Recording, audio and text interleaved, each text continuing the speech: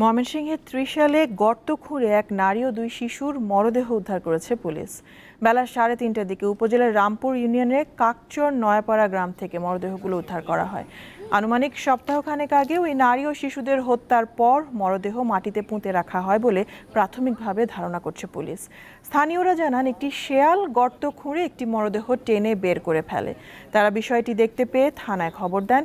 নিহতদের পরিচয় এখনো জানা যায়নি। শনাক্তের জন্য ইতিমধ্যে সিআইডির একটি টিম এখানে এসে পৌঁছেছে এবং আমরা ধারণা করতেছি যে মহিলা এবং এই বাচ্চা সন্তান হবে, মহিলার সন্তান হবে এবং এদের পরিচয় কেউ আইডেন্টিফাই করতে পারে নাই। মুখ দেখেও পরিচয় আইডেন্টিফাই করা সম্ভব না, কারণ একেবারেই ডিকম্পোজড। আমাদের পিবিআই টিম আসছে, আমরা এটা ডিএনএ স্যাম্পল নিয়ে আমরা বাচ্চার সাথে এই মহিলার রিলেশনটা কি এটা বের করব, আর এর আইডেন্টিটি আমরা বের করার চেষ্টা করতেছি। এটা বের করার পর আমরা ঘটনার মোটিভ সম্পর্কে পূর্ণাঙ্গ ধারণা পাবো।